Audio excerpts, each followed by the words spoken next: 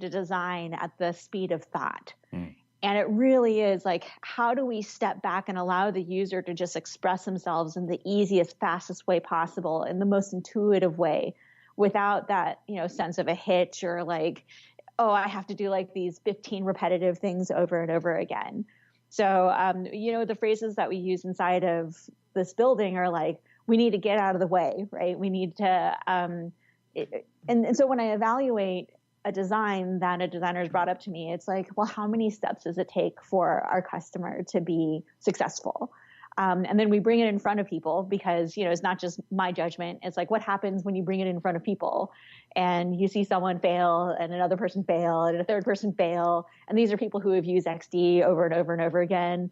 That's a really good signal, right? Of like, right. Oh man, we might have messed up somewhere. We might have made an assumption. Mm-hmm. And so, I guess, to answer that question, it's like when it becomes invisible to the user, that's good design. I like that a lot. I think that the best designs are things you're not even aware of, right? Because they are removing all of that friction. So removing friction definitely makes design valuable until the design's purpose is to add friction to something, right? So when you talk about ways to, and that's just based on the use case. So to me, design and what makes it good is somewhat can be subjective too. But let's remove all subjectivity out of it. And if we truly want to measure what makes a design valuable or good, it's got to solve a need. So it really has to provide a value for somebody, potentially the targeted user, that use case. So I have removing friction as one of the key things. But really, if you want to be proud of a design, aside from solving a need, it's got to feel well crafted. So that team should be proud of it. It's got to be beautiful, clean code. It's got to be delightful design, but it also has to add value to people. So I look at the elements of value pyramid. I actually printed it out and brought it here because I didn't want to mess it up. I see it. I saw this online maybe a year and a half ago and thought it was amazing. And it breaks down based on like Maslow's hierarchy of needs, like how you can provide exponential value to your products. And it goes from functional things like saving time, simplifying work, reducing risk, reducing effort, reducing cost, to emotional. So you can build a relationship. It's reducing anxiety. It's rewarding somebody. Something like the Starbucks app we'll use as an example. Like I go to Starbucks just because I like to see the points go up, like gamification, and then get a free drink. You like the stars that go? Yeah, and then I buy like the $2 coffee all week, and then when I have my free drink, I'm like, I need the $37 like raspberry white chocolate mocha with like 4 shots. And then beyond that, you start to take things to life-changing, right? And for most of us, for what I do, I think we have the opportunity to make life-changing design. I don't know if it's on the digital side, but the experience of writing our products that we design can essentially be life-changing. Mm-hmm. It can provide some sort of sense of affiliation or belonging, or even be an heirloom that you can pass on from one generation to the next. Beyond that, the highest level is social impact, and that's self-transcendence. And that, to me, is a company like Tom's, where for every pair of shoes you buy, they donate a pair of shoes to an impoverished person. Mm-hmm. And I think that as designers, our goal is really to provide the most value that we can to people so that we can make sure that we're, designers want to change the world, even though we don't always have the opportunity to. So anywhere we can inject value and get that feedback from our users that we're doing that and continually provide value and additional value to them is like, that's what makes design good. Mm-hmm. And that's got to be a challenge for you, Elaine, and your team, is that that your tool and the thing that you're working on is driving those sorts of initiatives for design teams in the world out there, people that maybe they are designing the next sports car or motorcycle or things, or they're working on, designing a new experience for the UN or something, right? There's a lot of opportunity, but also I can imagine some real care that you really have to put into building that tool. Yeah, and I really loved what Andy said about craft, because I think that's something that we take very seriously. And part of the craft that we put into XD has to do with the craft of design, right? And so if it's something like, is everything pixel snapped, right? Can we encourage people to pixel snap their designs or give them the tools to be able to do it. And, I'm not saying that XD is perfect, but it's definitely one of those things that we kept in mind. And as well as like, can we give people exactly what they need to make something good? And so, as we're looking at, can we prevent ourselves from having, 250 tools on the surface because we think people need 250 tools? You take a look at our toolbar and we have like 6 or 7. And so 6 or 7 icons on that left-hand side. So we've been very cautious about increasing complexity and crafting that experience that will allow people to make the best design possible, if that makes sense. Yeah, no, it does. So Andy, when you're using the tools that you're using and you're trying to make that impact with the design work that you're doing, design hopefully is never really done, right? I mean, it's an ongoing thing. Would you say that being skilled in testing is as important as being skilled in design? That's a tough question. As a designer, I would say that we like to test everything that we do. So I think if you asked a researcher and a designer this question, you'd get a slightly different answer. But, for me, testing is an important part of my design. I've managed researchers. On our team, we don't currently have a researcher, so our A/B testing is done by developers. So if I have to think about what makes a design done and ready to ship, I think there are 2 answers to that also. One is, does the business think it's ready to ship? And 2, does the team think it's ready to ship? And if for the team to think it's ready to ship, it's been validated by users, and we know it's something that we can put out and people will use. Beyond that, we'll start to test it versus a previous version. To the business, it might solve the business need, and they're like, let's push it live and test it. But I'd rather do that validation first with users before we spend the development time and effort to make sure that people are going to use this feature that we want to release. So to me, it's going to be a mix of how do we test this and then push it live and gather that feedback to iterate on.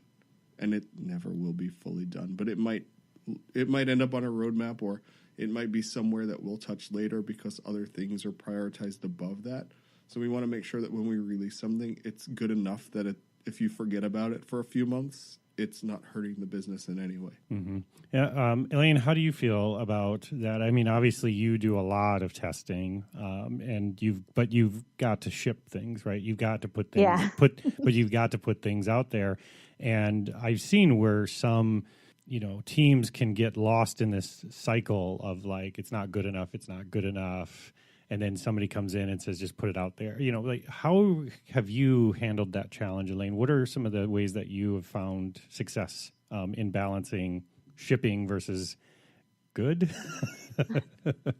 Well, I think, in my article, which you referenced, that was something that I struggled with in my first year was, trying to balance out my desire for craft and perfection, against the business need of shipping to market, right? And so I think it's something that I'm still feeling out right now, but definitely time to market as a business person is important. But at the same time, getting the right experience out is also important. And so I think the metaphor that has been in my mind has been the concept of bonsai. And really, like, there's a process when you're working. No, okay, this is coming from someone who does not do bonsai. Okay. So like, if I offend anyone out there who is into bonsai, I'm sorry. But like, so from the outsider's perspective of bonsai, there's a contemplation phase, right? Where you're looking at the shape of what you have and like imagining what it could be. And then there's actual action of clipping the bonsai. And so if you spend all of your time in that observation, nothing happens with the tree. It just grows naturally. Right. Yep. But if you are actively pruning, like you can't do it without paying attention to it, because then it ends up ruining the vision. But you have to have like this vision and this analysis of the bonsai itself before you clip, but you also have to clip, because otherwise, so there's this tension between the two that I think is exactly the tension between, making sure that you have the right solution and shipping something to market. And one of the reassurances that we have on XD is that we always have another release, right? Unlike previous releases, way back in like the box software situation, right? Where we were shipping every 12 to 18 months. if you shipped a bug, man, that was, you either had a hot patch or you had to wait another year. And then there were, some people who did an upgrade for like 5 releases and they're still sitting with that bug. Whereas nowadays with the Creative Cloud and with XD, we can ship every month and fix a usability issue, improve things for our customers every single month. And you have that learning opportunity every single month. Exactly. When you're trying to balance the goals of the business versus the goals of the user base. Okay, so the business has needs, right? It needs revenue because it's paying its team, right? The users want a good experience. They need a tool that helps them get things done, and they need the ability to do those things, whether it be a design tool or even an e-commerce website or something. Like you've got two sides of these business. Is it, like you said, when you're working with your design team, is it you're building a good relationship with the business side as much as you're doing that with your team? Because it can be exhausting, right? Because you're balancing both ends. How are you getting actual work done? Right. I'll just add a third angle to this, or third leg to the stool. In my past experience working in healthcare, our end users were medical coders, but the people that purchased our software, our customers, were people that actually didn't use the software. They were, purchasing managers for hospitals who wanted their team to be more efficient, but would never use the tool. So it really is understanding all of the different needs from all of the different, we'll call them stakeholders, whether they be internal or external customers or business folks, or anyone on that team, partners. But really, it's especially from the design side or from the execution side, we have to be able to speak the language of the business to earn that trust. The business people are a little bit tired of hearing designers use design speak and talk about things that they don't understand. So it's more about how can we communicate using one common language and understand that it's really hard sometimes for designers, especially younger designers, UX designers, to be more than the advocate for the user, because they're trained like, I've got to advocate for the user and that's it. And when you really start to grow as a designer, you have to understand that no, it goes beyond that. You've got to be able to have empathy, practice empathy for your partners, for your business team, and be able to speak to them in a language they understand and help translate how solving needs for users will communicate to solving business goals. And I feel like UX is that little bit of marriage between the user intent and the business intent, and figuring out how to execute on that so that it keeps both parties happy and solves the problem for all. And I suppose as a product manager, Elaine, you're balancing that same sort of challenge.